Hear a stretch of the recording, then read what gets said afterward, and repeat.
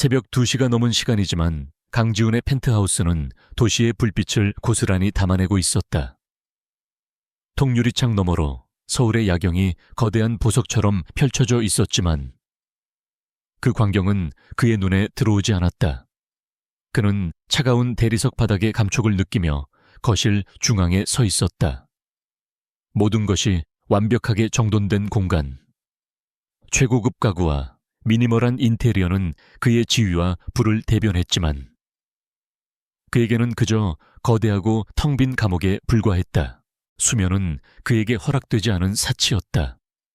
10년이 넘는 시간 동안 그는 밤의 주인이 되지 못하고 밤의 포로로 살아왔다. 머릿속은 꺼지지 않는 소음으로 가득했다.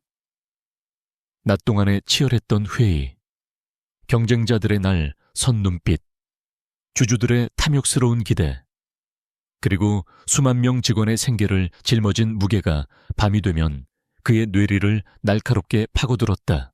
세계 최고의 의사들도, 가장 강력한 수면제도 그의 머릿속을 지배하는 이 괴물을 잠재우지 못했다. 그는 침실로 향하는 대신 서재로 발걸음을 옮겼다. 책상 위에는 결제를 기다리는 서류들이 산더미처럼 쌓여 있었다. 유진그룹이라는 거대한 제국을 이끌기 위해 그는 단 한순간도 쉴 수 없었다. 아버지의 갑작스러운 죽음 이후 27의 나이에 총수 자리에 올라야 했던 그는 슬퍼할 시간조차 갖지 못했다. 그에게 주어진 것은 오직 책임과 의무, 그리고 끝없는 경계심뿐이었다. 오늘 밤은 유독 더 견디기 힘들었다. 거대한 성공을 거둔 해외 인수 합병건을 마무리한 날이었지만 축배의 달콤함 대신 씁쓸한 공허함만이 그를 짓눌렀다. 모두가 그의 결단력과 냉철함을 칭송했지만 정작 그 자신은 텅 비어버린 껍데기 같았다. 이대로 1시간만 더 이 공간에 있다가는 미쳐버릴 것 같다는 충동이 그의 등을 떠밀었다. 그는 더 이상 이 완벽한 감옥을 견딜 수 없었다. 결심은 순식간에 이루어졌다. 그는 옷장으로가 가장 눈에 띄지 않는 검은색 티셔츠와 평범한 면바지로 갈아입었다. 수십 개의 명품 시계와 자동차 키를 지나쳐 그는 서랍 가장 깊숙한 곳에 넣어둔 국산 중고차 키를 꺼내 들었다. 비상 상황을 대비해 그의 충직한 김 비서가 마련해 둔 것이었다. 그는 지하 주차장으로 향하는 전용 엘리베이터가 아닌 직원용 비상계단을 이용해 건물을 빠져나왔다. 건물 입구에서 대기하고 있을 경호팀을 따돌리기 위함이었다. 차가운 새벽 공기가 폐부 깊숙이 스며들자 비로소 숨통이 트이는 듯했다. 그는 낯선 채 시동을 걸고 무작정 도로로 나섰다. 목적지는 없었다. 그저 이 숨막히는 현실로부터 최대한 멀리 도망치고 싶었다. 화려한 강남의 거리를 벗어나자 도시의 풍경은 서서히 변해갔다. 넌 사인이 뜸해지고 오래된 건물들이 나타나기 시작했다. 그는 마치 자신의 삶에서 유령처럼 떠도는 기분이었다. 얼마나 운전했을까? 그는 자신도 모르게 낡고 조용한 동네의 어느 골목길에 차를 세웠다. 화려함과는 거리가 먼 사람 사는 냄새가 나는 그런 곳이었다. 차에서 내린 그는 정처 없이 걷기 시작했다. 그때였다. 희미하게, 아주 희미하게 노랫소리가 들려왔다. 기타 선율과 함께 흐르는 맑고 청아한 목소리. 기교는 없었지만 이상하게 사람의 마음을 끄는 힘이 있었다. 그 목소리는 그의 머릿속을 채우고 있던 날카로운 소음들을 부드럽게 감싸 안는 듯 했다. 소리를 따라 발걸음을 옮기자 그의 눈앞에 자장가라는 작은 나무 간판이 나타났다. 지하로 내려가는 좁은 계단이 있는, 그야말로 눈에 띄지 않는 작은 바였다. 그는 잠시 망설였다. 이런 곳은 그의 세계와는 너무나도 이질적인 공간이었다. 하지만 계단 아래에서 흘러나오는 목소리가 마치 자석처럼 그를 끌어당겼다. 그는 홀린 듯 계단을 내려갔다. 반 내부는 예상대로 작고 아담했다. 어두운 조명 아래 5개의 테이블과 밭좌석이 전부였다. 손님은 서너 명 남짓, 각자의 생각에 잠긴 채 조용히 술잔을 기울이고 있었다. 그의 등장에 잠시 시선이 쏠렸지만 이내 모두의 관심은 무대 위로 돌아갔다. 작은 무대 위, 낡은 의자에 한 여자가 앉아 통기타를 품에 안고 노래를 부르고 있었다. 화려한 옷차림도, 짙은 화장도 없는 수수한 모습이었다. 하지만 그녀의 목소리는 그 어떤 보석보다도 빛나고 있었다. 강지훈은 가장 구석진 어두운 자리에 몸을 숨기듯 앉았다. 웨이터가 다가왔지만 그는 아무것도 주문하지 않고 그저 손짓으로 물러나게 했다. 그의 모든 신경은 오직 그녀의 목소리에 집중되어 있었다. 슬픔을 노래하는 것 같았지만 절망적이지 않았고, 희망을 이야기하는 듯했지만 뜬구름 잡는 소리처럼 들리지 않았다. 그 목소리는 마치 지친 영혼을 위한 따뜻한 담요 같았다. 수년간 그를 괴롭혔던 날카로운 상념들이 서서히 무뎌지고 팽팽하게 당겨져 있던 신경이 느슨하게 풀리는 것이 느껴졌다. 그는 눈을 감았다. 오직 그녀의 목소리만이 온전하게 그의 세상이 되었다. 가사는 귀에 들어오지 않았다. 그저 멜로디와 목소리가 주는 순수한 울림만이 그의 내면을 파고들었다. 마치 오랫동안 잊고 있던 평온이라는 감각이 되살아나는 듯했다. 시간의 흐름도, 공간의 감각도 잊은 채 그는 그렇게 한참을 앉아 있었다. 그녀가 몇 곡을 더 불렀는지, 시간이 얼마나 흘렀는지 그는 알지 못했다. 마지막 곡이 끝나고 방 안에는 조용한 박수 소리가 울려 퍼졌다. 마법이 풀린 순간이었다. 그녀는 기타를 내려놓고 찾아주셔서 감사하다는 짧은 인사를 남긴 채 무대 뒤로 사라졌다. 갑자기 찾아온 침묵. 하지만 그 침묵은 그의 펜트하우스를 채우던 숨막히는 정막과는 달랐다. 그것은 평화로운 고요함이었다. 10년 만에 처음으로 그는 견딜 수 없는 졸음을 느꼈다. 온몸의 근육이 이완되고 무겁게 감기는 눈꺼풀을 저항할 수 없었다. 그는 자리에서 일어났다. 비틀거리는 걸음으로 테이블의 지갑에 있던 현금 몇 장을 아무렇게나 내려놓고는 발을 빠져나왔다. 다시 차가운 새벽 공기를 마셨지만 조금 전과는 전혀 다른 느낌이었다. 그는 차에 올라탔다. 집으로 돌아갈 생각은 들지 않았다. 그녀의 목소리가 여전히 귓가에 맴돌았다. 그는 운전석 의자를 뒤로 젖히고 스티어링 휠에 머리를 기댔다. 세상 전부를 가졌지만 단 한순간의 휴식도 갖지 못했던 남자. 유진그룹의 총수 강지훈은 그렇게 낯선 동네의 낡은 차 안에서 마치 오랜 여행을 마치고 돌아온 사람처럼 깊고 평화로운 잠에 빠져들었다. 아침 햇살이 차창을 비집고 들어와 그의 눈꺼풀을 간지렸다. 강지훈은 천천히 눈을 떴다. 처음에는 낯선 천장에 당황했지만 이내 자신이 차 안이라는 것을 깨달았다. 온몸이 뻐근했지만 이상하게도 머리는 10년 만에 느껴보는 경이로운 맑음으로 가득했다. 두통도, 어지러움도, 늘 그를 괴롭히던 이명도 없었다. 그는 그저 잠을 잤다. 약에 취해 몽롱하게 기절한 것이 아니라 정말로 깊고 편안한 잠을 잔 것이었다. 그는 잠시 멍하니 앉아 이 기적 같은 감각을 음미했다. 어젯밤의 기억이 파편처럼 떠올랐다. 어두운 골목, 자장가라는 간판, 그리고 한 여자의 목소리. 그 목소리는 마치 그의 혼란스러운 정신세계에 내려온 한 줄기 빛과 같았다. 그는 자신의 손을 내려다보았다. 늘 미세하게 떨리던 손끝이 오늘은 놀랍도록 차분했다. 이것이 과연 하룻밤의 꿈은 아닐까. 펜트하우스로 돌아온 그는 서둘러 샤워를 했다. 거울에 비친 자신의 모습은 여전히 피곤해 보였지만 늘 짙게 드리워져 있던 눈 밑의 그림자는 확실히 옅어져 있었다. 그때 다급한 벨소리가 울렸다. 김비서였다. 그는 밤새 연락이 닿지 않는 상사를 찾아 온 세상을 뒤집을 기세였다. 지우는 평소와 다른 차분한 목소리로 전화를 받았다. 그냥 바람 좀 쐬고 왔다고.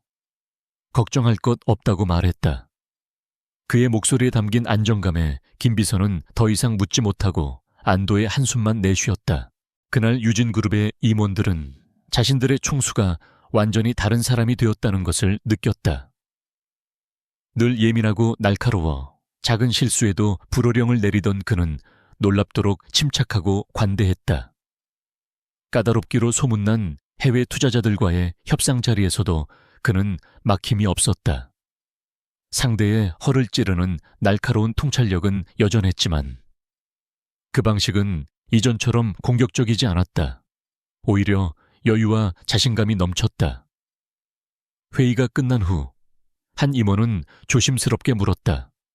혹시 좋은 일이라도 있으시냐고. 그는 대답 대신 희미한 미소를 지어 보일 뿐이었다. 하지만 낮 동안의 명료함은 밤이 되자 다시 불안감으로 변질되었다. 또다시 잠들지 못할 것이라는 공포. 하지만 그 공포 속에는 어젯밤의 그 목소리를 다시 듣고 싶다는 강렬한 갈망이 함께 자리 잡고 있었다. 그는 초조하게 시계만 바라보았다. 자정이 넘어서자 그는 어제와 같이 어둠 속에 몸을 숨겨 펜트하우스를 빠져나왔다. 그리고 망설임 없이 자장가로 향했다. 바하니 풍경은 어제와 같았다. 그녀는 여전히 그 자리에 앉아 노래를 부르고 있었다. 그는 어제와 같은 구석자리에 앉아 숨을 죽였다. 그녀의 목소리가 다시 그의 귓가에 흘러 들어오는 순간 거칠게 요동치던 그의 세상이 다시 고요해졌다. 마치 지친 배가 안전한 항구로 돌아온 듯한 안도감. 그는 이번에도 그녀가 누구인지, 무슨 노래를 부르는지 알려고 하지 않았다. 그에게 중요한 것은 오직 그녀의 목소리가 주는 치유의 효과뿐이었다. 그날 이후 자장가에 가는 것은 그의 비밀스러운 의식이 되었다. 일주일에 서너 번. 그는 유진그룹의 총수라는 갑옷을 벗어 던지고 이름 없는 한 남자가 되어 그곳을 찾았다. 그는 단 한 번도 그녀에게 말을 걸거나 자신의 존재를 드러내려 하지 않았다. 이 마법 같은 평화가 아주 작은 행동 하나로 깨져버릴까 두려웠기 때문이다. 한서연이라는 이름의 그 여자는 그에게 한 명의 인간이 아니라 그의 무너진 밤을 지탱해주는 유일한 구원이자 소리 그 자체였다. 하지만 그의 잦은 외출을 언제까지나 숨길 수는 없었다. 그의 그림자 같은 김비서는 총수의 야간 외출이 잦아지는 것을 눈치채고 깊은 우려에 빠졌다. 혹시라도 그의 신변에 문제가 생길까봐 노심초사했다. 결국 어느 날 밤 지우는 김비서에게 일부의 진실을 털어놓기로 결심했다. 그는 마음의 평화를 얻을 수 있는 장소를 찾았다고. 그리고 그곳에 가는 것을 철저히 비밀로 해달라고 부탁했다. 이유는 묻지 말아달라는 단호한 말과 함께 김비서는 충성스러운 부하였다. 그는 더 이상 아무것도 묻지 않고 총수의 명령을 수행했다. 그는 지훈의 동선을 완벽하게 위장하고 경호팀이 눈치채지 못하도록 그의 일정을 교묘하게 조정했다. 또한 그는 비밀리에 자장가라는 바와 그곳에서 노래하는 한서연이라는 여자에 대해 최소한의 정보를 파악했다. 하지만 그는 총수가 원치 않는다는 것을 직감하고 알아낸 사실을 보고하지 않은 채 묵묵히 자신의 임무를 수행했다. 강지훈은 완벽한 이중 생활을 시작했다. 낮에는 수조원이 오가는 계약을 성사시키고 경쟁사를 무너뜨리는 냉혹한 기업 사냥꾼으로, 밤에는 허름한 바 구석에서 무명 가수의 노래에 위로받는 평범한 남자로 살았다. 하지만 이 두 개의 자아 사이의 괴리감은 점점 더 커져만 갔다. 자장가에서 얻는 평화가 클수록 현실 세계의 비정함과 무의미함은 더욱더 뚜렷하게 느껴졌다.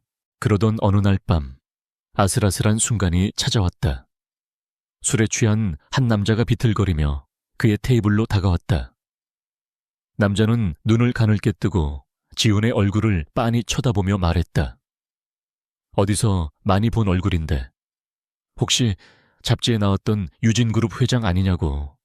심장이 철렁 내려앉았다. 그는 재빨리 고개를 숙여 얼굴을 가리고는 아무 말 없이 자리에서 일어나 발을 빠져나왔다. 그날 그는 처음으로 자신의 비밀스러운 안식처가 얼마나 취약한 기반 위에 서 있는지 깨달았다. 그날 밤 그는 자신의 사무실 의자에 앉아 복잡한 재무보고서를 응시했다. 빼곡한 숫자들과 그래프들이 눈앞에서 흐릿하게 번져나갔다. 그는 지친 눈을 감았다. 그러자 머릿속을 가득 채우던 데이터 대신 자장가의 멜로디와 그녀의 목소리가 선명하게 떠올랐다. 그것은 거친 폭풍우 속에서 그를 지탱해주는 유일한 닻이었다. 그는 깨달았다. 이 비밀스러운 습관은 그의 구원이자 동시에 언젠가 그의 모든 것을 무너뜨릴 수 있는 가장 위험한 약점이라는 것을 그는 이미 중독되어 있었고 이 중독이 그를 어디로 이끌지 알 수 없었다. 몇 주가 흘렀다. 강지훈의 비밀스러운 밤의 의식은 그의 삶에 깊숙이 자리 잡았다. 그는 더 이상 잠을 자기 위해 자장가를 찾는 것이 아니었다. 그곳은 이제 그의 유일한 안식처이자 잃어버렸던 인간성을 조금씩 되찾게 해주는 신성한 공간이 되었다. 그는 여전히 어두운 구석자리에 앉아 말없이 그녀의 노래를 들었지만 그의 시선은 조금씩 변해가고 있었다. 그는 이제 목소리 너머에 사람을 보고 있었다. 그는 기타를 조율하는 그녀의 섬세한 손가락, 바텐더에게 건네는 수줍은 미소, 그리고 모든 공연이 끝난 후 그녀의 눈에 스치는 깊은 피로감을 발견했다. 그 작은 디테일들은 그녀를 단순한 치유의 도구가 아닌 자신만의 삶의 무게를 짊어지고 살아가는 한 명의 인간으로 느끼게 했다. 목소리의 주인을 알고 싶다는 낯선 충동이 그의 안에서 조용히 고개를 들기 시작했다. 기회는 예고 없이 찾아왔다. 그날의 마지막 노래를 마친 한서연이 기타를 케이스에 넣으려던 순간이었다. 그녀의 발치에 쌓여있던 악보 뭉치가 바닥으로 와르르 쏟아졌다. 종이들이 사방으로 흩어지며 그의 테이블 아래로 미끄러져 들어왔다. 그는 거의 본능적으로 자리에서 일어나 흩어진 악보들을 줍기 시작했다. 그의 갑작스러운 행동에 그녀의 눈이 동그래졌다. 아, 괜찮습니다. 제가 할게요. 그녀가 당황하며 말했지만 그는 멈추지 않았다. 마지막 악보 한 장을 집어들기 위해 동시에 손을 뻗었을 때 그들의 손끝이 아주 잠깐 스쳤다. 어색한 침묵이 흘렀다. 그는 이런 상황에서 무슨 말을 해야 할지 몰랐다. 수많은 협상 테이블과 공식 석상에서 막힘없던 그의 언어 능력은 이 작은 바 안에서 완전히 실종된 듯 했다. 그는 간신히 목소리를 쥐어짰다. 노래 잘 들었습니다. 몇 주 동안 조용히 구석만 지키던 남자의 첫 마디였다. 서연은 놀란 듯 그를 바라보았다. 그리고는 이내 옅은 미소를 지으며 고개를 숙였다. 고맙다는 작은 목소리가 그의 귓가에 닿았다. 그녀가 악보를 받아들고 일어서려 할 때 무언가에 이끌린 듯 그는 다시 입을 열었다. 혹시 이름이... 그녀가 잠시 망설이다 대답했다. 한서연입니다. 저는 김민준입니다. 그의 입에서 나온 것은 너무나도 평범하고 흔한 이름이었다. 그는 자신을 근처에서 일하는 평범한 회사원이라고 소개했다. 힘든 하루를 마치고 그녀의 노래를 들으면 위로가 된다는 말도 덧붙였다. 거짓말은 필요했지만 그 무게는 생각보다 무겁게 그의 마음을 짓눌렀다. 그들의 첫 대화는 그렇게 짧고 어색하게 끝났다. 그녀는 곧 다른 아르바이트를 가야 한다며 서둘러 발을 나섰다. 그날 이후 모든 것이 변했다.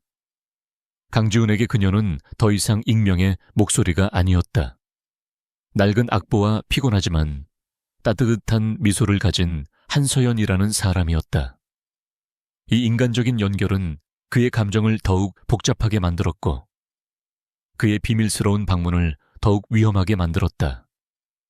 서연 역시 마찬가지였다.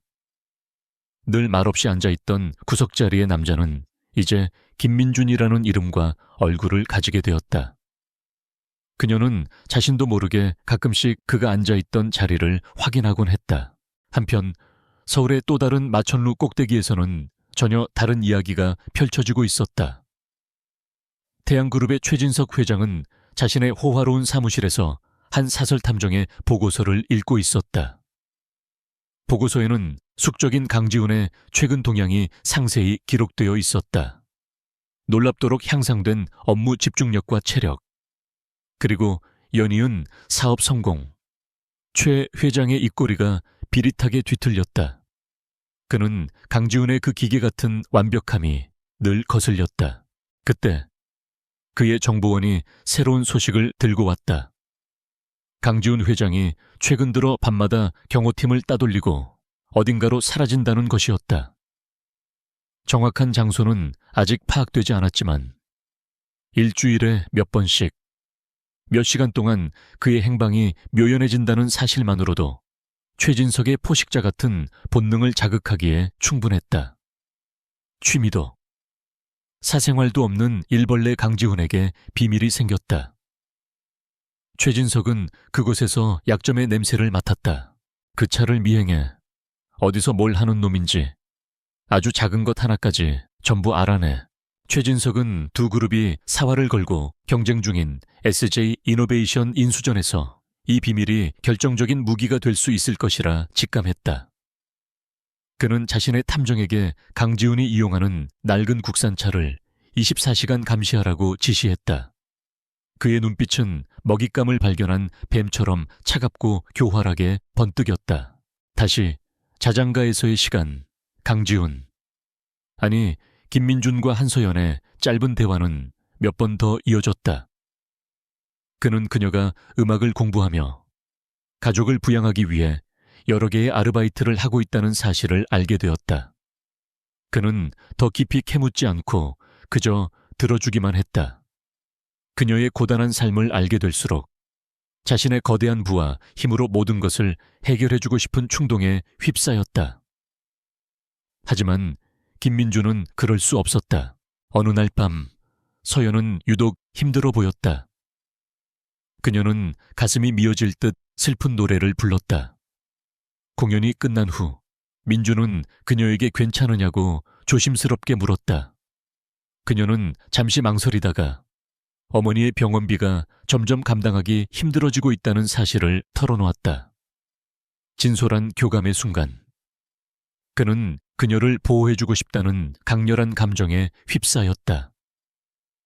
수표 한 장이면 모든 것이 해결될 문제였지만 그는 그저 어설픈 위로의 말을 건넬 수밖에 없었다.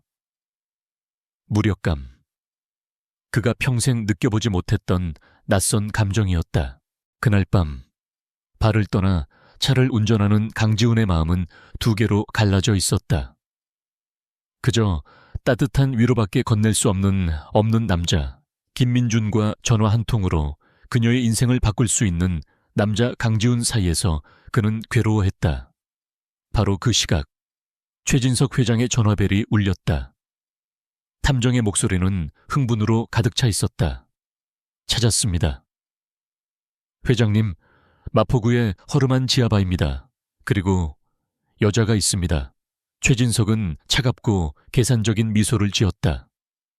이제 두 개의 세계는 충돌을 향해 돌진하기 시작했다. 최진석 회장은 한서연이라는 여자에 대한 최종 보고서를 받아들고 만족스러운 미소를 지었다. 보고서에는 그녀의 모든 것이 담겨 있었다. 가난한 가정 환경, 아픈 어머니, 산더미 같은 빚, 그리고 음악가라는 헛된 꿈까지. 재계나 정계와는 아무런 연관이 없는 너무나도 평범하고 연약한 존재. 최진석에게 그녀는 완벽한 미끼이자 강지훈의 유일한 아킬레스건이었다. 그는 강지훈을 무너뜨릴 계획을 구체화하기 시작했다. 그는 서두르지 않았다. 성급한 접근은 오히려 강지훈의 경계심만 높일 뿐이라는 것을 잘 알고 있었다. 그는 먼저 그녀의 주변을 아주 미세하게 흔드는 것부터 시작했다.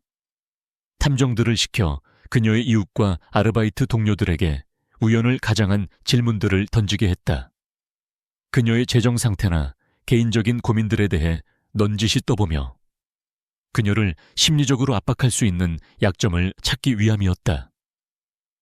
조용한 그녀의 일상에 보이지 않는 파문이 일기 시작했다. 하지만 그 파문은 강지훈의 거대한 정보망에 즉시 포착되었다. 김 비서는 자장가 주변과 한서연이라는 인물에 대해 누군가 조직적으로 정보를 수집하고 있다는 미세한 신호를 감지했다. 유진그룹의 보안 시스템은 업계 최고 수준이었고 그들의 눈을 완벽하게 속이는 것은 불가능에 가까웠다. 김 비서는 즉시 이 사실을 강지훈에게 보고했다. 보고를 받는 순간 강지훈의 피가 차갑게 식었다. 배우가 최진석이라는 것은 불보듯 뻔한 일이었다. 자신의 유일한 안식처가 숙적에게 발각된 것이다. 하지만 자신에 대한 두려움보다 아무것도 모르는 그녀가 위험에 빠졌다는 사실에 대한 서늘한 분노가 그의 온몸을 지배했다. 자신의 이기적인 평화 추구가 그녀를 위험한 체스판의 말로 만들어버렸다는 죄책감이 그의 심장을 찔렀다. 지금부터 한서연 씨에게 일어나는 모든 일을 파악해. 하지만 절대 우리가 있다는 걸 들켜선 안 돼. 최 회장 측에도, 그리고 한서연 씨에게도. 강지훈은 김 비서에게 유진그룹의 최고 정보 인력과 보안팀을 총동원하라고 지시했다. 그들의 임무는 한서연의 주위에 보이지 않는 방패를 치는 것이었다. 최진석의 탐정들을 역으로 감시하고 그들의 정보 수집을 방해하며 필요하다면 거짓 정보를 흘려 혼선을 주어야 했다. 한서연의 소박한 일상을 무대로 두 거대 기업의 치열한 첩보전이 소리 없이 시작된 것이다. 물론 서연은 자신의 주변에서 벌어지는 이 숨막히는 전쟁에 대해 전혀 알지 못했다. 하지만 그녀는 그 효과를 피부로 느끼고 있었다. 이상한 일들이 일어나기 시작했다. 당장 방을 빼라며 으름장을 놓던 집주인이 갑자기 유순해져 월세를 몇 달 밀려도 괜찮다고 말했고, 근무 시간이 줄어들 위기에 처했던 카페에 정체불명의 투자자가 나타나 갑자기 가게를 확장했다. 그녀의 힘겨운 삶의 모서리들을 누군가 보이지 않는 손으로 부드럽게 다듬어주는 듯한 기분이었다. 하지만 감사함과 동시에 설명할 수 없는 불안감이 그녀를 감쌌다. 그리고 그 무렵 그녀는 김민준 씨에게서도 변화를 감지했다. 그는 이전보다 더 긴장하고 무언가에 몰두해 있는 듯 보였다. 가끔씩 그의 시선은 바의 입구를 향해 날카롭게 향했고 마치 누군가를 기다리거나 경계하는 사람처럼 보였다. 그녀의 하루에 대해 묻는 그의 질문들도 단순한 호기심이 아니라 그녀의 안전을 확인하려는 듯한 느낌을 주었다. 그들 사이에 편안했던 공기는 서서히 의심의 그림자로 채워져 갔다. 어느 날 밤 그녀는 용기를 내어 물었다. 민준 씨, 요즘 무슨 걱정 있으세요? 회사에 무슨 일이라도. 그는 순간 당황한 기색을 보였다. 그리고는 그저 까다로운 프로젝트 때문에 신경 쓸 일이 많다는 애매한 변명으로 얼버무렸다. 그 거짓말은 그들 사이에 작지만 분명한 벽을 만들었다. 그녀는 그가 무언가 중요한 것을 숨기고 있다는 것을 직감했고 그에 대한 막연한 믿음이 흔들리기 시작했다. 과연 이 조용한 남자는 누구일까? 한편 자신의 탐정들이 별다른 성과를 내지 못하자 최진석은 초조해졌다. 강지훈의 방해 공작이라고는 상상도 못한 채 그는 더 직접적인 방법으로 그녀의 가치를 확인해보기로 결심했다. 그는 부하를 시켜 그녀에게 작은 위협을 가하라고 지시했다. 예를 들어 가짜 채권자를 동원해 시비를 걸거나 소매치기를 위장해 그녀를 놀라게 한 뒤, 그때 강지훈이 어떻게 반응하는지 살피려는 속셈이었다. 하지만 최진석의 계획은 실행되기도 전에 강지훈의 손바닥 안에 있었다. 그녀가 밤늦게 아르바이트를 마치고 귀가하던 길, 최진석의 부하가 그녀에게 접근하려던 바로 그 순간이었다. 어디선가 나타난 경찰 순찰차가 골목을 비추며 서행하기 시작했다. 김 비서가 지역 경찰에 청소년 비행 우범 지역 순찰 강화를 요청해둔 결과였다. 계획이 틀어진 부하는 욕설을 내뱉으며 어둠 속으로 사라졌다. 한 블록 떨어진 곳의 차 안에서 이 모든 것을 지켜보던 강지훈은 안도와 분노가 뒤섞인 채 심장이 거세게 뛰는 것을 느꼈다. 위험이 생각보다 너무 가까이 다가와 있었다. 그날 밤 서연은 자신의 작은 방에 앉아 알 수 없는 불안감에 떨었다. 갑작스럽게 찾아온 행운들, 김민준의 긴장된 태도, 그리고 오늘 밤 골목길에서 느꼈던 서늘한 기운까지 모든 것이 혼란스럽게 뒤엉켜 그녀를 괴롭혔다. 그녀는 방 한구석에 세워진 기타를 바라보았다. 그녀에게 유일한 기쁨이었던 음악이 이제는 알 수 없는 문제의 근원이 되어버린 것만 같았다. 같은 시각, 강지훈은 자신의 펜트하우스에서 도시의 야경을 내려다보고 있었다. 일단 그녀를 지켜내는 데는 성공했지만 이것이 시작에 불과하다는 것을 그는 잘 알고 있었다. 그는 자신이 만든 거짓말 속에 갇혔고 그녀를 보호하기 위해 만든 보이지 않는 울타리는 역설적으로 그들의 위태로운 관계를 질식시키고 있었다. 의심의 그림자는 이제 그들 두 사람 모두를 깊게 뒤덮고 있었다. 최진석 회장은 간접적인 압박과 감시가 강지훈의 방어막에 번번이 막히자 더 교활하고 대담한 방법을 사용하기로 결심했다. 이제는 막대기 대신 당근을 사용할 때였다. 그는 태양그룹이 비밀리에 소유한 작은 음반사 스타사운드 엔터테인먼트의 대표를 호출했다.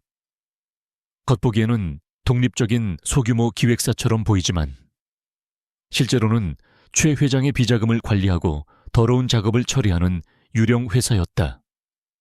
그는 윤 대표에게 한서연에게 접근해 일생일대의 제안을 하라고 지시했다. 윤 대표는 이런 일에 이골이 난 사람이었다. 그는 한서연이 아르바이트하는 카페에서 우연한 만남을 연출했다. 그는 손님으로 위장해 그녀의 친절한 서비스에 감명받은 척 대화를 시작했다. 그녀가 음악에 대한 열정을 털어놓자 그는 크게 놀라는 연기를 하며 자신이 음반사 대표라며 명함을 건넸다. 모든 것이 완벽하게 계산된 각본이었고 순진한 그녀는 의심의 여지를 찾지 못했다. 며칠 후 서연은 기대와 불안이 뒤섞인 마음으로 스타사운드 사무실을 찾았다.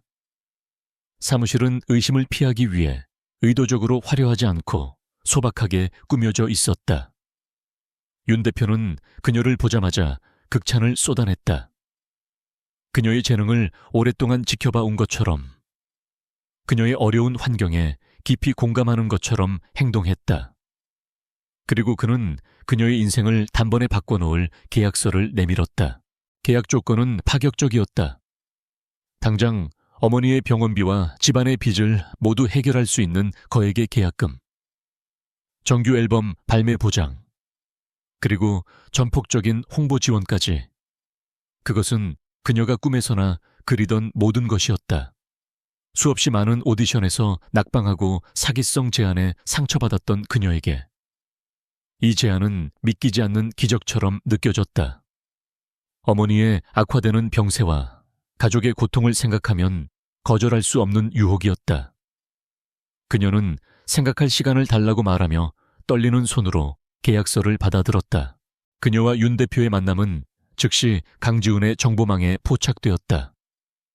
김 비서는 스타사운드라는 회사의 배후를 즉시 파악했고 그 꼭대기에 태양그룹과 최진석이 있다는 사실을 알아냈다. 그는 심각한 표정으로 강지훈에게 이 사실을 보고했다. 최진석이 드디어 본격적인 덫을 놓기 시작한 것이다. 보고를 받은 강지훈은 극심한 혼란에 휩싸였다. 그의 모든 본능이 당장 개입하라고 소리치고 있었다. 스타사운드의 정체를 폭로하고 유진그룹의 이름으로 그녀에게 더 좋은 조건의 계약을 제시하거나 혹은 익명으로 돈을 보내주는 방법도 있었다. 하지만 그 어떤 방법을 사용하든 그는 강지훈 회장의 모습을 드러내야만 했다. 그렇게 되면 김민준으로서 그녀와 쌓아온 위태롭고 진솔한 관계는 산산조각 날 터였다. 그녀는 그를 더 이상 다정한 친구가 아닌 자신을 속인 거대 재벌 총수로 보게 될 것이다. 그들의 관계는 순수함을 잃고 거래로 변질될 것이다. 어쩌면 그녀는 그의 관심이 그저 부자의 동정이나 변덕이었다고 생각하며 깊은 상처를 받을지도 모른다.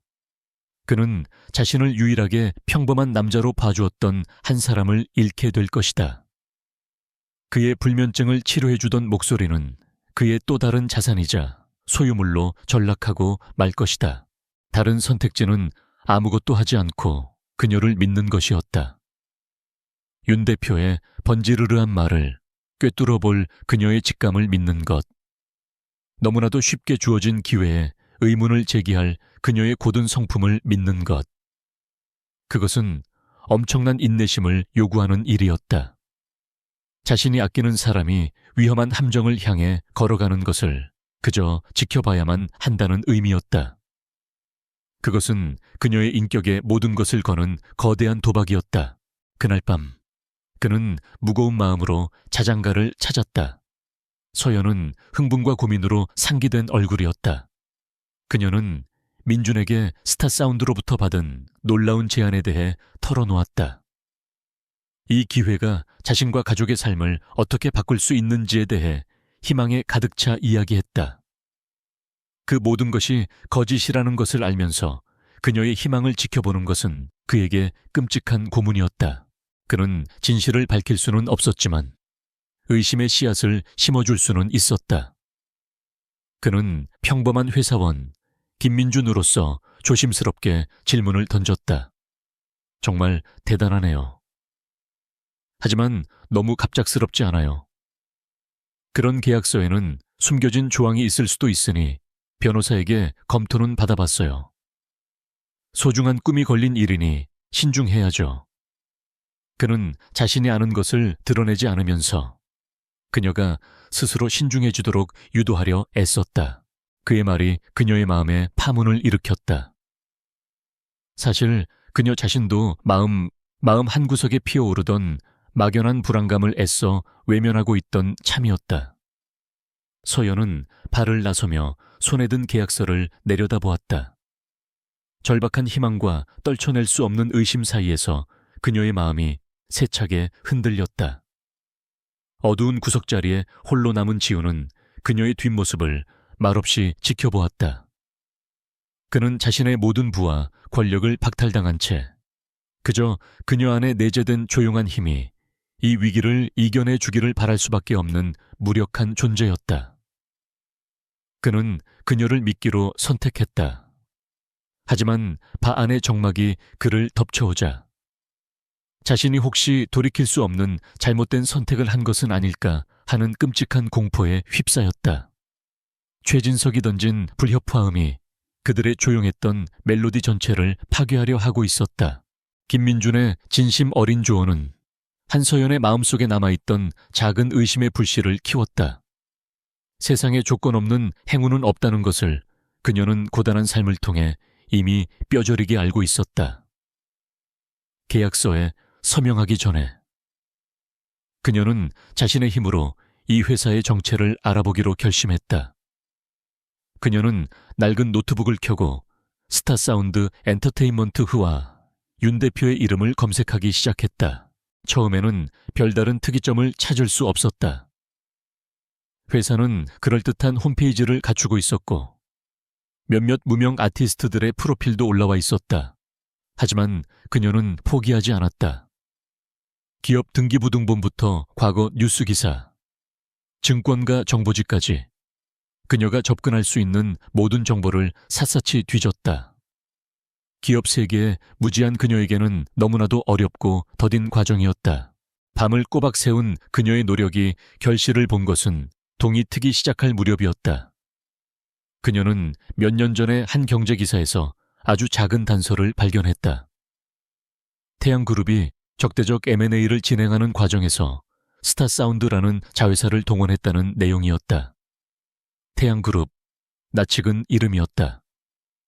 추가 검색을 통해 그 회사가 바로 유진그룹의 가장 큰 경쟁사라는 사실을 알게 되었다. 그녀의 등골을 타고 차가운 소름이 흘렀다. 거대 그룹의 자회사가 어째서 자신 같은 무명 가수에게 이런 파격적인 제안을 한 것일까? 그녀는 자신이 훨씬 더 거대하고 위험한 게임에 장기말이 되었다는 것을 직감했다. 바로 그 시각, 최진석은 다음 카드를 꺼내 들었다. 미끼를 무는 속도가 생각보다 더디자 강지훈을 직접 압박하기로 한 것이다. 그는 탐정을 시켜 찍어두었던 사진 몇 장을 익명으로 한 인터넷 연예 매체에 넘겼다. 화질이 좋지 않은 장거리 렌즈로 찍은 사진이었지만 강지훈의 얼굴을 아는 사람이라면 충분히 알아볼 수 있었다. 사진 속에는 그가 허름한 바로 들어가는 모습이 여러 장 담겨 있었다. 기사는 자극적인 헤드라인과 함께 삽시간에 퍼져나갔다. 은둔의 경영자 유진그룹 강지훈 총수. 그의 비밀스러운 밤은 기사는 온갖 추측을 쏟아냈다.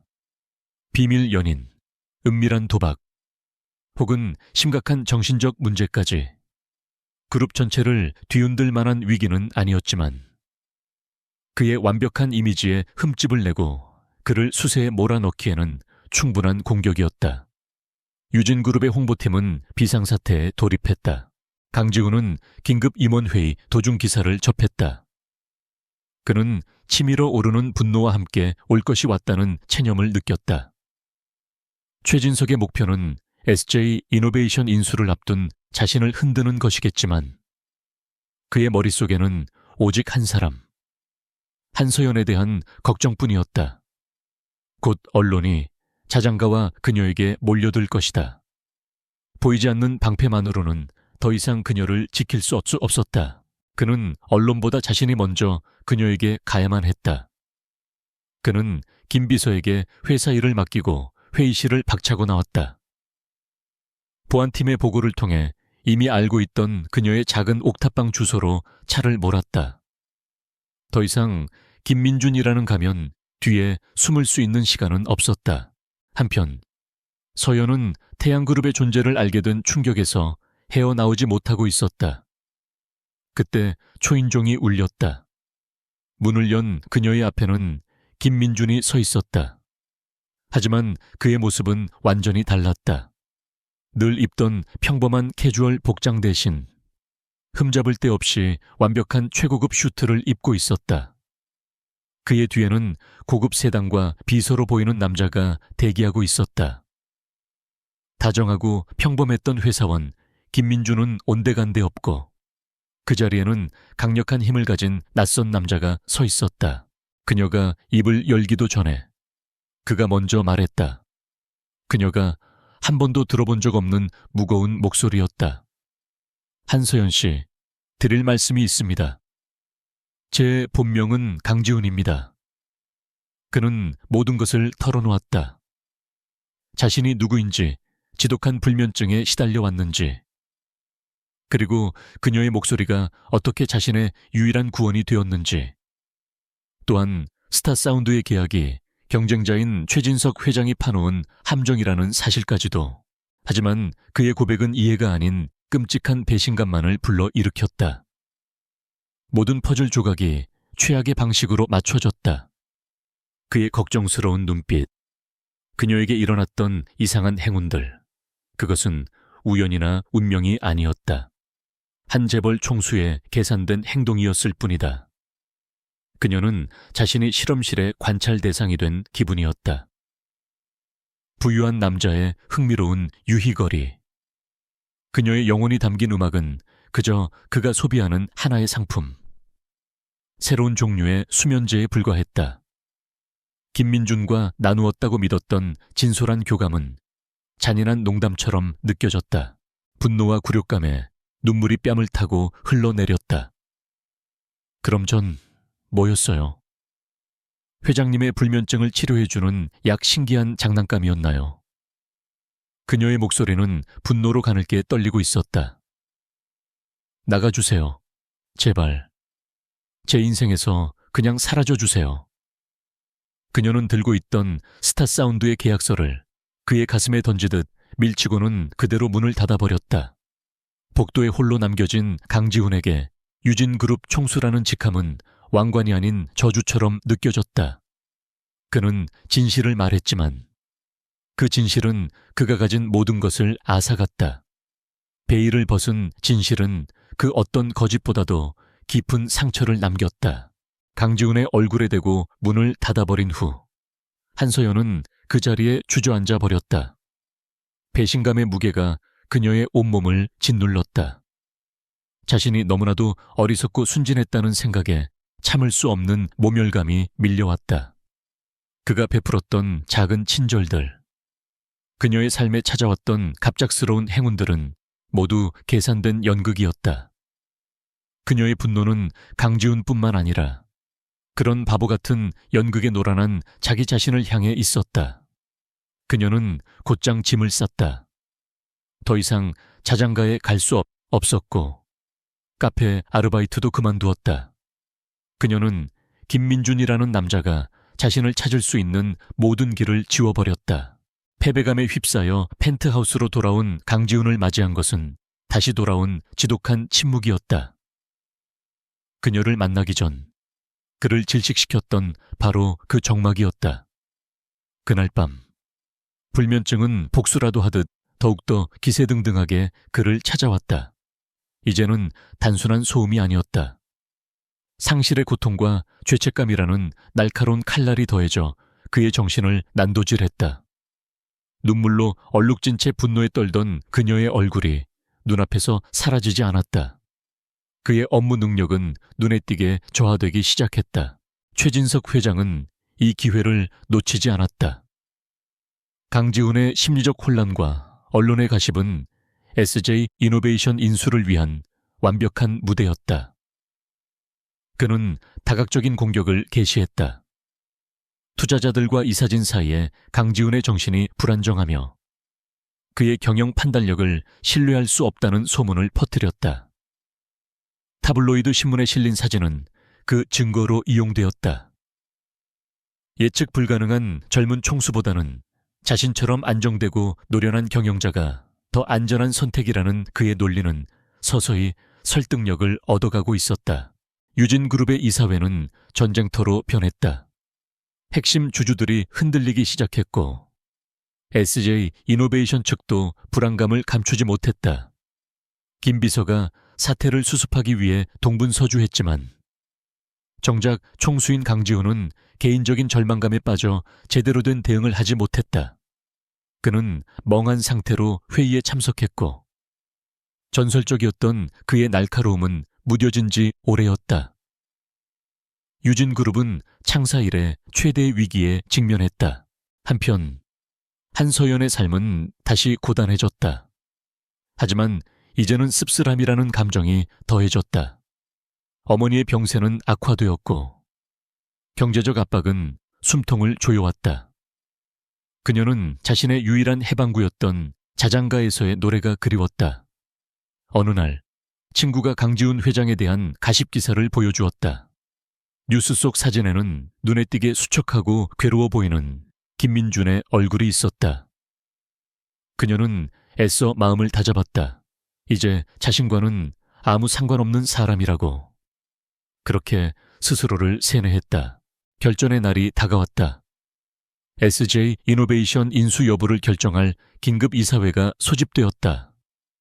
중립적인 이사들을 설득할 마지막 기회였고 모두가 강지훈의 결정적인 전략 발표를 기다리고 있었다. 하지만 그는 지난 사흘 동안 단 한숨도 자지 못한 상태였다. 후회와 자책이 뒤섞인 기억들이 그의 정신을 갉아먹었고 그는 육체적으로나 정신적으로나 거의 탈진 상태에 이르렀다. 최악의 상태에 빠진 상사를 보며 김비서는 더 이상 침묵할 수 없었다. 그는 강지훈에게 다가가 단호하게 말했다. 회장님, 여기서 무너지시면 회장님과 선대 회장님께서 쌓아 올리신 모든 것이 위험해집니다. 최 회장은 여기서 멈추지 않을 겁니다. 이런 식으로 그에게 모든 것을 내어주실 겁니까? 김비서의 직언은 거의 방전 상태였던 강지훈의 정신에 전기 충격처럼 가해졌다. 강지훈은 텅 빈 펜트하우스를 둘러보았다. 자신이 이를 위기에 처한 거대한 제국. 그때 그는 깨달았다. 최진석은 단순히 자신의 회사를 공격한 것이 아니었다. 그는 자신의 유일한 빛이었던, 인간성의 마지막 보루였던 그녀를 이용하고 더럽히려 했다. 이 싸움은 더 이상 주가나 시장 점유율의 문제가 아니었다. 그것은 자신이 잠시나마 맛보았던 그 연약한 평화의 기억을 지키는 싸움이었고, 순수한 것이 부패한 것에 의해 파괴될 수 없다는 것을 증명해야 하는 싸움이었다. 새로운 종류의 불꽃이 그의 안에서 타오르기 시작했다. 이전의 차가운 야망이 아닌 뜨거운 의분이었다. 그는 더 이상 회사를 위해서만 싸우는 것이 아니었다. 그녀가 자신을 증오하더라도 그는 그녀의 명예를 위해 싸워야 했다. 잠시나마 김민준이었던 자기 자신을 위해 싸워야 했다. 세상 모든 것을 이용 가능한 도구로 여기는 최진석의 냉소적인 세계관이 틀렸다는 것을 증명해야만 했다. 운명의 이사회 당일 아침, 강지훈은 거울 앞에 섰다. 눈 밑의 그림자는 그 어느 때보다도 깊었지만 그의 눈빛에는 이전에는 볼 수 없었던 강철 같은 결의가 서려 있었다. 그는 더 이상 절망에 표류하는 남자가 아니었다. 가장 중요한 전투를 앞둔 전사의 모습이었다. 그는 넥타이를 고쳐 매었다. 며칠 만에 처음으로 머릿속이 맑아졌다. 그는 자신이 무엇을 해야 할지 정확히 알고 있었다. 폭풍은 절정에 달했고 그는 마침내 그 폭풍을 정면으로 맞설 준비가 되어 있었다. 이사회 시작 직전 강지훈은 자신의 집무실에서 잠시 홀로 시간을 가졌다. 이전 며칠간의 초췌한 모습은 온데간데 없고 깊은 피로감 속에서도 형형한 눈빛이 살아있었다. 그는 책상 위에 놓인 유일한 사진을 집어들었다. 선대 회장이었던 아버지와 함께 찍은 낡은 사진이었다. 오랫동안 외면해왔던 과거의 트라우마를 정면으로 마주해야 할 시간이었다. 그의 불면증은 아버지의 죽음과 함께 시작되었다. 그의 아버지는 단순히 병으로 돌아가신 것이 아니었다.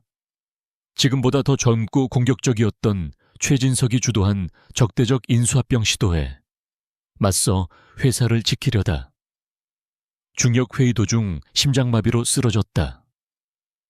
젊은 이사였던 그는 눈앞에서 힘없이 쓰러지는 아버지를 보며 아무것도 할 수 없었다는 무력감에 사로잡혔다. 그는 아버지의 마지막 모습을 나약함이라 규정했고 자신은 절대로 그렇게 되지 않겠다고, 감정에 휘둘리는 약한 모습을 보이지 않겠다고 맹세했다. 그 맹세가 지난 10년간 그를 지탱해 온 갑옷이자 동시에 그를 가둔 감옥이었다. 그는 이제야 깨달았다. 아버지는 나약했던 것이 아니었다. 그저 한 명의 인간이었을 뿐이다. 오히려 자신의 냉혹함이야말로 스스로를 고립시키고 잠 못 들게 만든 진짜 나약함이었다.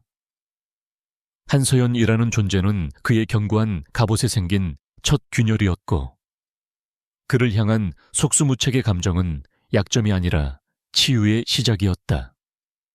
진정한 강함은 상처받지 않는 것이 아니라 상처받을 것을 각오하고 소중한 것을 지키려는 용기라는 것을 그는 비로소 알게 되었다.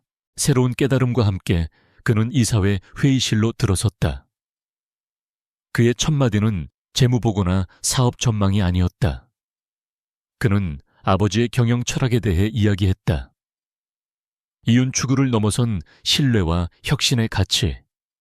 그리고 그는 최진석이 퍼뜨린 루머에 대해 변명하는 대신 정면으로 공격을 감행했다. 유진그룹은 앞으로 모든 인수합병 파트너 기업을 상대로 윤리 경영에 대한 독립적인 감사를 실시할 것이라고 선포했다.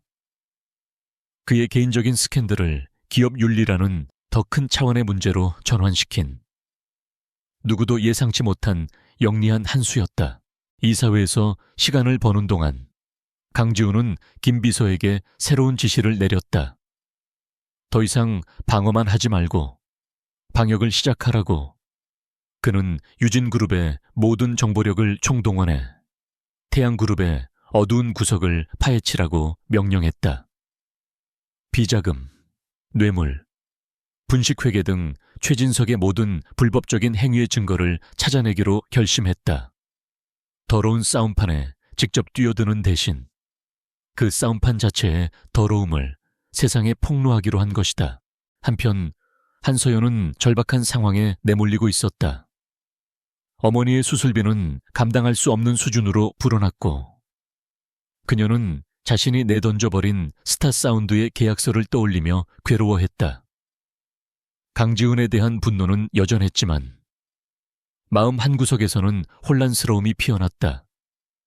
그녀가 알던 김민주는 따뜻한 사람이었고 뉴스 속에 강지훈 회장은 고독하고 지쳐 보였다. 두 개의 이미지는 좀처럼 하나로 합쳐지지 않았다. 그때 그녀에게 익명의 전화 한 통이 걸려왔다. 스타사운드의 윤 대표였다. 계획이 실패로 돌아가자 최진석에게 버림받고 업계에서 매장당한 그는 복수와 최소한의 속죄를 위해 서연에게 모든 진실을 털어놓기로 결심했던 것이다. 윤 대표는 모든 것을 상세히 설명했다. 그녀가 어떻게 강지훈을 무너뜨리기 위한 도구로 선택되었는지, 그 계약이 그녀를 스캔들에 휘말리게 할 미끼였는지, 그리고 만약 그녀가 서명했다면 어떤 비참한 결말을 맞았을지에 대해서 그는 결정적인 사실도 덧붙였다. 강지훈의 보안팀이 그녀도 모르는 사이에 그녀를 비밀리에 보호하며 그녀가 인지하지도 못했던 수많은 위협들을 막아왔다는 것을, 가짜 채권자의 접근 시도나 집주인 문제의 해결이 모두 그의 보이지 않는 손길이었다는 사실을, 진실은 거대한 충격이 되어 그녀를 덮쳤다. 그녀가 기만이라고 생각했던 행동들은 사실 그녀를 지키기 위한 강지훈의 필사적이고 조용한 노력이었다. 그는 그녀를 가지고 논 것이 아니라 오해받을 것을 각오하면서까지 포식자로부터 그녀를 지켜주고 있었다. 그녀의 분노는 눈 녹듯 사라졌고 그 자리에는 그의 깊은 고독과 진심에 대한 이해가 차오르기 시작했다. 자신을 드러내는 대신 그녀를 믿어주었던 그의 선택이 얼마나 큰 희생이었는지 그녀는 비로소 깨달았다. 같은 시각 강지훈의 방역도 속도를 내고 있었다. 그의 팀은 태양그룹 회계팀 내부에서 최진석의 거대한 비자금 장부를 폭로할 준비가 된 제보자를 찾아냈다. 김 비서와 정보팀은 밤낮으로 움직이며 최진석의 목을 겨눌 결정적 증거들을 확보해 나갔다. 마지막 결전을 위한 무대가 차려지고 있었다. 어둠이 내린 도시. 강지훈은 김 비서와 함께 작전 상황실에서 최진석을 무너뜨릴 마지막 증거들을 검토하고 있었다. 절망에 빠져 있던 남자는 사라지고 다시 냉철하고 결단력 있는 리더의 모습으로 돌아와 있었다. 멀리 떨어진 작은 옥탑방. 한서연은 몇 주 만에 처음으로 기타를 품에 안았다. 이해와 미안함, 그리고 조용한 강인함이 담긴 새로운 멜로디가 그녀의 손끝에서 만들어지고 있었다. 그가 사는 세상에 직접 개입할 수는 없지만 그녀는 자신이 할 수 있는 유일한 방식으로 그에게 응답하기로 결심했다. 대결의 발라드는 이제 양쪽 모두에게서 쓰이고 있었다. SJ 이노베이션의 미래를 결정할 최종 주주 총회장은 얼음장 같은 긴장감으로 가득했다. 최진석 회장과 태양그룹의 임원들은 승리를 확신한 듯 여유롭고 오만한 표정으로 앉아 있었다. 그는 강지훈의 불안정한 상태를 부각시키는 전략이 충분히 먹혔다고 믿었다. 반면 강지훈과 김비서를 포함한 유진그룹 측은 수적으로는 열세였지만 폭풍 전야와 같은 침착함을 유지하고 있었다. 회의가 시작되고 발언권을 얻은 최진석은 연단에 섰다. 그는 특유의 카리스마 넘치는 화술로 청중을 사로잡았다. 강지훈을 감정적이고 무모한 리더로, 태양그룹을 안정과 힘의 상징으로 교묘하게 포장했다. 인수를 이끌 파트너로서 태양그룹 외에 다른 선택지는 없다는 그의 논리는 회의장의 분위기를 완전히 자신의 것으로 가져오는 듯했다. 연설을 마친 그는 승리감에 도취된 눈빛으로 강지훈을 똑바로 쳐다보았다. 이제 강지훈의 차례였다. 모두가 그가 절박한 변명을 늘어놓거나 건조한 재무 데이터를 읊을 것이라 예상했다. 하지만 그는 연단으로 걸어나와 잠시 아무 말 없이 회의장을 둘러보았다. 그 짧은 침묵이 오히려 모든 사람의 시선을 그에게 집중시켰다. 그는 최진석이 아닌 주주들을 바라보며 입을 열었다. 미래를 논하기에 앞서 모든 위대한 기업이 서 있는 기반에 대해 먼저 이야기해야겠습니다. 그 기반은 바로 신뢰입니다. 그 말이 끝나기가 무섭게 강지훈은 김비서에게 신호를 보냈다. 발표를 위해 준비된 회의장의 대형 스크린들이 일제히 켜졌다. 화면에 나타난 것은 프레젠테이션 자료가 아니었다. 최진석의 비자금 내역이 빼곡히 적힌 비밀 장부의 스캔 파일. 그가 정부 관료에게 뇌물을 건네는 대화가 담긴 음성 녹취. 유령 회사로 흘러들어간 자금의 이체 기록. 그리고 내부 고발자의 영상 증언까지. 그것은 한치의 오차도 없는 완벽하고 파괴적인 폭로였다. 회의장은 순식간에 아수라장으로 변했다. 바로 그 시각. 홍대의 한 작은 야외 공연장에서는 전혀 다른 풍경이 펼쳐지고 있었다. 가랑비가 내리는 소박한 무대 위에 한서연이 기타를 들고 서 있었다. 자장가를 떠난 후 첫 무대였다. 긴장되었지만 그녀의 눈빛은 단호했다. 이 공연은 한 인디 음악 채널을 통해 온라인으로 생중계되고 있었다. 그녀는 노래를 시작했다. 지난 며칠간 그녀의 모든 감정을 쏟아부어 만든 새로운 노래였다. 가사는 강지훈에 대한 직접적인 이야기가 아니었다. 거짓으로 가득 찬 세상 속에서 진실을 찾는 것에 대한, 폭풍을 마주하는 용기에 대한, 그리고 가장 깊은 어둠 속에서 빛나는 하나의 빛에 대한 노래였다. 새로운 확신과 날것의 감정이 실린 그녀의 목소리는 공연장의 소음을 뚫고 울려 퍼졌다. 그 어느 때보다도 강하고 깊은 울림이었다. 다시 회의장 최진석은 미친 사람처럼 소리치며 모든 것을 부정했지만 증거는 너무나도 명백했다. 강지훈은 그 혼란 속에서도 침착함을 잃지 않았다. 그의 목소리가 소음을 갈랐다. 이것은 개인적인 싸움이 아닙니다. 우리가 어떤 미래를 만들어 나갈 것인가에 대한 문제입니다. 유진그룹은 부패와 거래하지 않습니다. 그의 선언은 충격에 빠진 주주들의 마음에 깊은 파문을 일으켰다. 한편 공연장에서는 온라인 생중계 채팅창이 폭발하고 있었다. 사람들은 한서연의 목소리와 가사에 완전히 매료되었다. 그녀가 조용한 진실의 발라드라고 이름 붙인 이 노래는 SNS를 통해 무서운 속도로 공유되기 시작했다. 한 남자의 비밀스러운 치유제였던 그녀의 목소리는 이제 수많은 사람들에게 가 닿으며 조용한 진실을 지키는 이들을 위한 상징이 되어가고 있었다. 주주총회의 표결 결과는 압도적이었다. 주주들은 태양그룹의 인수 제안을 거부했을 뿐만 아니라 윤리적 리더십의 상징으로 떠오른 유진그룹과의 독점적 파트너십에 몰표를 던졌다. 완벽하게 패배한 최진석의 얼굴은 불신과 분노로 일그러졌다. 그가 회의장을 빠져나갈 때 로비에서는 김비서의 제보를 받고 출동한 검찰 수사관들이 그를 기다리고 있었다. 그의 몰락은 빠르고 완전했다. 혼란스러운 회의장을 빠져나오는 강지훈의 얼굴에는 승리의 희열 대신 마땅히 있어야 할 것이 제자리를 찾았다는 조용한 안도감이 감돌았다. 차에 오르자 김 비서가 그에게 태블릿 PC를 건넸다. 화면에는 홍대 공연장의 생중계 영상이 나오고 있었다. 그는 무대의 조명과 가랑비에 젖은 채 온 마음을 다해 노래하는 한소연을 보았다. 그는 그녀의 새로운 노래를 들으며 처음으로 그 가사의 의미를 온전하게 이해했다. 그녀의 목소리는 더 이상 그만의 비밀스러운 약이 아니었다. 세상을 향한 등불이 되어 있었다.